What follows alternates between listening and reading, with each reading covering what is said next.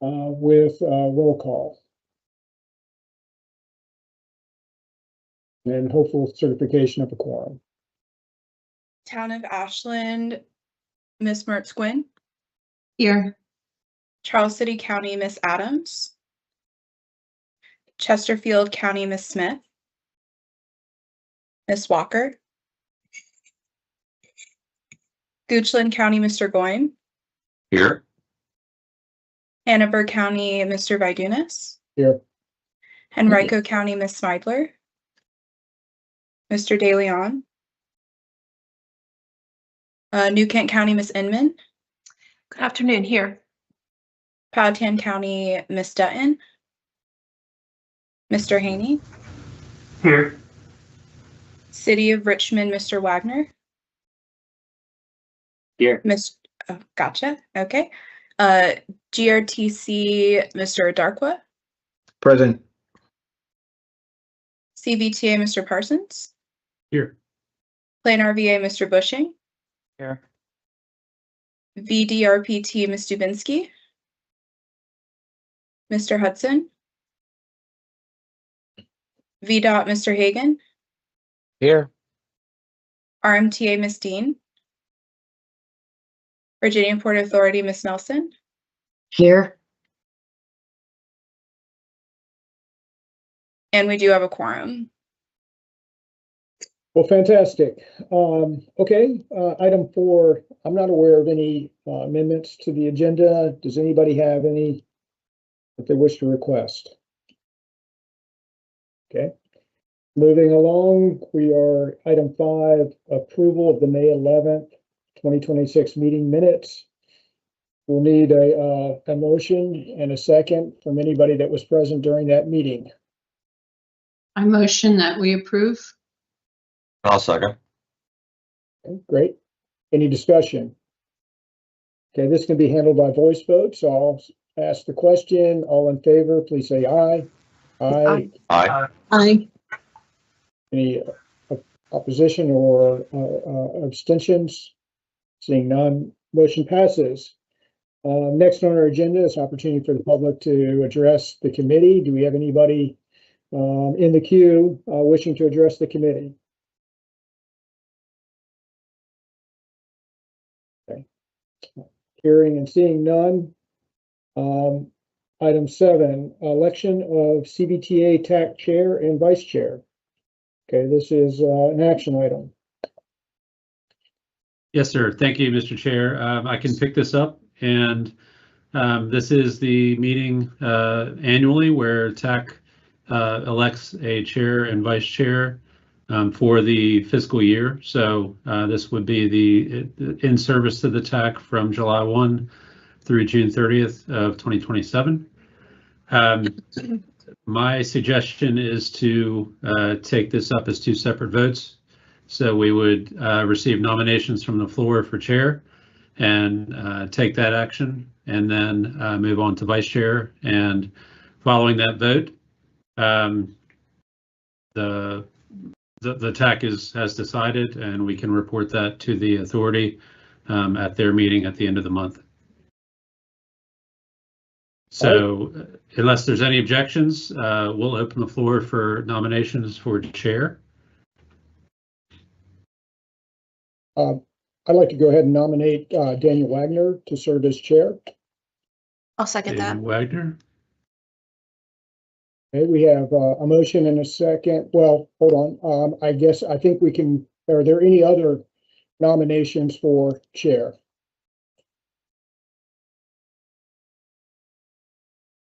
Okay. Going once, going twice.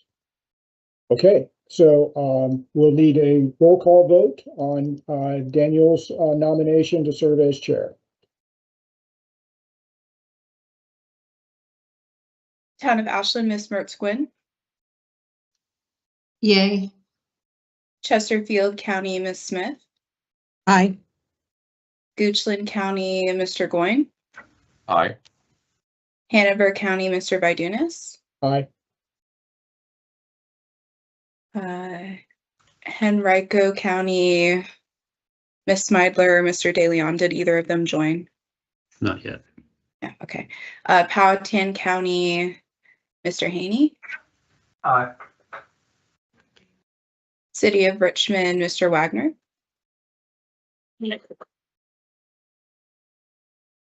And motion passes. I wasn't asked. Excellent. Oh, sorry. So sorry. This is going fast. New Kent County, Ms. Inman. Yes. I made the second, by the way. Okay, thank you. Motion passes. Okay. Excellent. Congratulations, and Daniel, thank you for taking this on. I'm happy to relinquish the position. I guess there's really, we're going to vote on vice chair in a second. I guess there's a question, do I continue for the rest of the meeting, which I'm happy to do, or turn it over, which I'm also happy to do. So you decide. But before we get to that, let's go ahead and take nominations for vice chair. And I'll kick things off by nominating Austin to serve as vice chair. I'll second that. Okay, we have a second from Daniel. Do we have other nominations?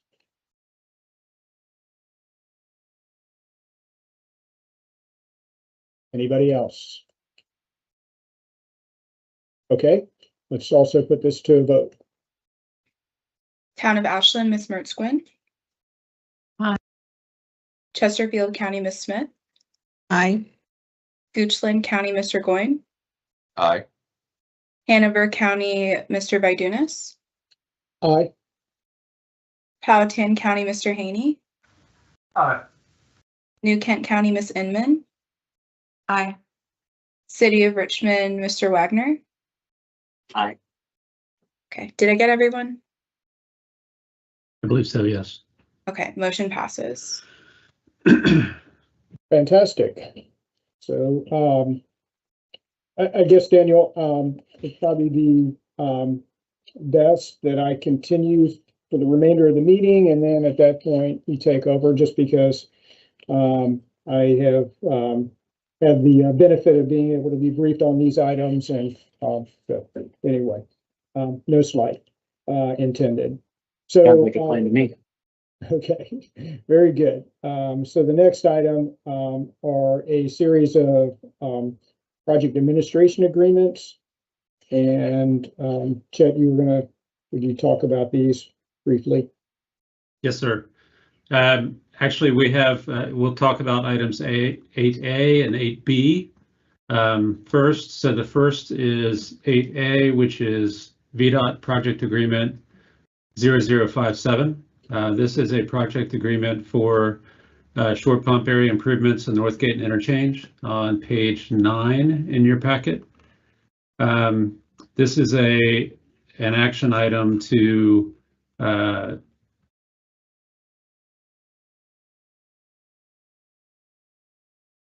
to advance the project agreement for the short pump Northgate and Road interchange, which I believe was approved in round 4, Cvta 57, for review by the authority at its meeting on July 24th. I'm looking through the rest of the packet. Yes, so that would be item 8A. And I would suggest we take action on each one of these separately. Okay, then let's go ahead and do that. Any questions for Chet before I ask for a motion in a second? And Mr. Hagan is here if there are any VDOT questions. Okay. Great. All right, do we have a motion in a second? I'll make a motion to recommend approval of the agreement for CVTA 0057. I'll second. Okay, and I think these are all, these are actually roll call votes, so I'll ask you to take the vote. I second. I'm sorry, Beth, I had made the second. So we're going to go ahead and take a roll call vote. Okay. Hearing Town no of discussion. Ashland, Ms. Mertz-Gwynn. Aye. Chesterfield County, Ms. Smith. Aye. Goochland County, Mr. Goyne. Aye. Hanover County, Mr. Vidunas, Aye. Powhatan County, Mr. Haney, Aye. New Kent County, Ms. Inman, Aye. City of Richmond, Mr. Wagner. Aye. Motion passes. Next All right, item. thank you, Jeff. Mr. Chair. I should have mentioned, just in case there was anyone watching, that was in the amount of $62,476,000. And it's located in Henrico County. The next item, which is also VDOT administered, is for CVTA project 0041. This is the Route 288 southbound hard shoulder running lane in Goochland County. And it is in the amount of $9,962,106. Again, action on this will advance it for approval by the authority on July 24th. Any questions about this item? All right. Need a motion in a second? I'll move for approval. Second. Okay, we have a motion in a second. Well, please take roll. Sorry, who was that second? That was Barb. Sure. Town of Ashland, Ms. Mertz Gwynn, Aye. Chesterfield County, Ms. Smith, Aye. Goochland County, Mr. Goyne, Aye. Hanover County, Mr. Vidunas, Aye. Powhatan County, Mr. Haney, Aye. New Kent County, Ms. Inman, Aye. City of Richmond, Mr. Wagner. Aye. Motion passes. Okay. Okay, and Mr. Chair, the last item under that agenda item was for a Henrico County project agreement number 0083. We did not receive the project agreement for distribution to the TAC, and it does not look like Henrico is here today. So I'm not sure we have enough information for any action by the TAC today to advance that to the authority. Got it. So we haven't received the draft agreement. We have not. Okay, yeah, I agree that I think we need to have that before we take action on anything that we need to see anything that we're going to take action on. So, Yeah, Mr. Wagner, once we get that, we can put it on the agenda for the August meeting. yes. Okay. All right. And okay, we're on to our next item, item 9. We have a bunch of reporting requirements coming up, and Chet's going to outline all of those things for us. Actually, Mr. Chair, it looks like Larry has a comment. I apologize, Larry. I didn't look up and see your hand. That's okay, Joe. Chet, question for you. So is there not a CVTA finance committee in July? There's not. Okay, so these are the 2 agreements we approved today are going to go right straight to the authority, right? Yes, sir. Okay. I'll let the chair know, the chair of finance know, just so he is aware that the actions have taken place. But my goal is to get it in front of the authority at the July meeting. Sounds good. Okay, thanks. Okay. Yes, the next item is essentially end of fiscal year updates, item 9 on page 28 of your packet. And this is a summary of all of the different reporting requirements. The first 2, I think, is where everyone should focus right now, and that's for the local quarterly reporting on local CVTA dollars, as well as the regional quarterly reporting on updates for regional spending if you have active projects that are currently under a project agreement. Both of those 4th quarter reports are due July 14th, which will be next Tuesday. I think we have sent out reminders, but we'll do one more reminder probably tomorrow morning, a week ahead of time, so that everyone has that on your radar. And I did want to recognize Beth as the Gold Star recipient this month, who has already turned in her reporting. So thank you, Beth. The next 3 items on this list are due a little bit later, but should still be on your radar. The third item is the FY27 local allocations plan. And this is essentially the forecast for this coming fiscal year, the one we're in right now, in terms of what each locality plans on using local CVTA dollars for, so that we can compile that and publish it for public review, public information. The annual certifications well, that is due July 31st, the local allocations plan.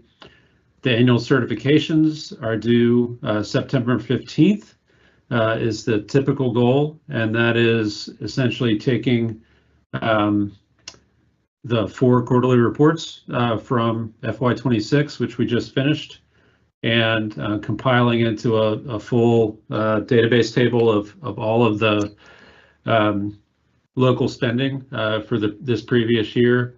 And that will be certified by each locality to complete that loop, so that we can have that in case there are questions or comments by the General Assembly or our elected officials in Richmond, so that we understand, or we can provide that information on what the local dollars have gone for over the past year. And then finally, the regional spend down plans. We are working to complete our biannual update of the regional spend down plans for all regionally funded projects. And if you recall, there's an attached PDF, but it's essentially our quarter by quarter report of when the regional dollars for those project agreement plans are expected to be used between now and I believe it's 2032, or maybe a little bit farther. And this is used not just for updates so that we can understand our upcoming funding needs, but it's also going to be now plugged into our, we've developed an investment model through PFM, our financial advisor. And essentially the goal here is, as if you've tuned into any finance committee meetings, there's always a question about our interest income. We're very cognizant of interest rates right now and how they've been fluctuating or stagnant. And this investment model will be used to determine any revenues at any one point that can be reinvested. But in order to do that well, we want to understand how much money needs to be tied up or set aside for project needs. So this spend down plan is going to directly plug into the investment model so that we can, at any one point, as I said, give the finance committee the best information on available funding to reinvest when that opportunity arises. So the due date for that spend down plan update is July 31st, so that we can get that model updated and put the information out, hopefully in August. For the authority meeting at the end of August. I believe most of these templates are in the member portal. If they are not there right now, we'll certainly be working over the next few days to make sure those spreadsheets, the raw spreadsheets, are there for your use. If you have, I think for the last one, the regional spend down plans, if you have the one that you shared with your latest update back in sometime between October and December, my suggestion is just to update that one. But if you have any questions about any of this, please contact Mo or myself and we can point you in the right direction. This is an information item only, Mr. Chair, but I think you had a great idea to put all this on one page. You and Ms. Smith to have all this information in one setting so everyone can catch up at each person's speed. That's right. Okay, yes, great. Thanks for the overview, Barb. Oh, what's the due date for the annual certification? September 15th is what we have been using. I know that some localities have had a harder time getting it on the board agendas for that certification, but the goal is September 15th so that we can have all that wrapped up. And if this shows up on another agenda, could you put the due dates? It's in the staff report on page 28. Okay.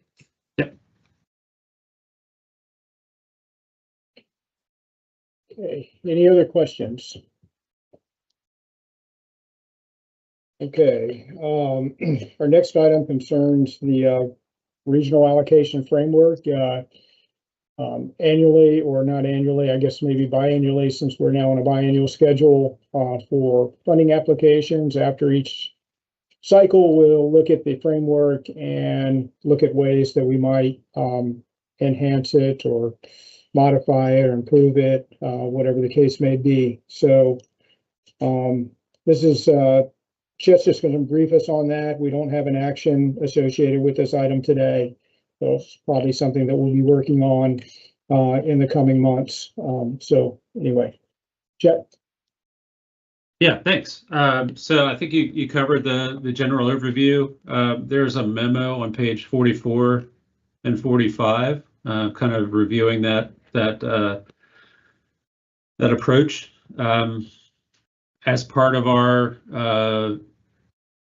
process for distributing regional funds for big regional transportation projects. The General Assembly has given us that authority, the Cvta that authority, but part of that requirement to distribute those funds is it has to be a data-driven evaluation and selection process. So the one that we have right now is the Cvta Regional Project Selection and Allocation Framework. It is something that can be revised from time to time to best represent the approach that the Cvta wants to take for these regional distributions. We have, I think we did this before the last round of regional funding, before round 4 was taken up, and that was led by Chesterfield County. There was multiple meetings that the TAC took, probably between 6 to 9 months of review to update the framework. And over this past, 6 to 9 months since round 4 started, we've been taking notes, and I've been briefed by Mr. Vadunas and Ms. Smith as we've had agenda briefings on the things that we need to raise again for consideration. And there are 4 bullet points in the memo right now that kind of encapsulate the talking points that TAC needs to discuss over our next few meetings. The first is related to arterial roadways. And the question was, should we allow projected volumes of greater than 20,000 as eligible projects for consideration? That is already a consideration for new highway alignments, but not for the underlying projected volumes. The second item is should we allow inclusion in the locality comprehensive plan as a consideration for eligibility? It's mentioned in the existing framework for new highway alignments, but should we consider an overall requirement to show local alignment regardless of mode? So right now, I think we're just focused on highway in the framework. Should it be expanded a little bit? The third item is to revisit eligibility of projects that cross jurisdictional boundaries. That is currently not in the existing framework, but maybe that's something that we should talk about if we have our eyes set on regional money going to big regional projects. Crossing jurisdictional boundaries is one of those things that I think we all consider when we're thinking about that scope and scale of project. And then the final one, should we include return on investment as part of safety scoring? Many of you are on the TAC for the TPO right now, and there's a grant, a federal grant that they're working off of to develop an entirely new set of scoring tools that focus on ROI rather than just capacity or the volumes or the kinds of things that we've typically done using a travel demand model. So it's an exciting opportunity, and we have kind of borrowed heavily from the TPO's model and project evaluation tools in the past. So this may be something that we can include for CVTA project considerations as well. It really is, it's an exciting opportunity, which it should be, I believe. Maybe Miles, can you talk a little bit about it? I think it should be in place for the next round for round 5 of regional funding, but it might be close. Yes, I think the project schedule on that one would wrap up around September of next year. So it'd be right around the time we're kicking off the funding cycle. And we will be providing an update at the TPO TAC next week on the overall scope and schedule for that project. Okay, so thanks. So that's another thing for consideration. So those are the 4 items that we have right now on the list. And then following that on page 45 is kind of a draft timeline that I developed. Looking at August 10th is kind of an overview for TAC, kind of a working session. The existing framework for everybody to kind of set a foundation for discussion. We'll have an overview of the existing framework, what's already been adopted, and just treat that meeting as a general refresher, so everybody can understand where we have been and where we are, where we're moving. And then August 28th, the full authority would again have a much quicker review of the existing framework, but the idea there is that they would kind of give a blessing and direction for the TAC to then undertake any analysis and recommended revisions of the current framework, possibly considering the 4 items in the memo, maybe additional ones as well. And then over the fall and winter 26-27, we can work and set aside time at each TAC meeting for work on some of these framework updates, and then aim towards a spring of 2027 recommendation for any framework changes, and that would set us up for consideration of the next round of regional funding over the summer, and have that framework in place for use by the TAC and the authority. Mr. Chair, this, as you said, this is an information item right now, but just kind of setting the stage for work items for almost the next year for the TAC. Be happy to take any questions. We can also put some time for questions on the agenda for the August TAC meeting when we do the overview.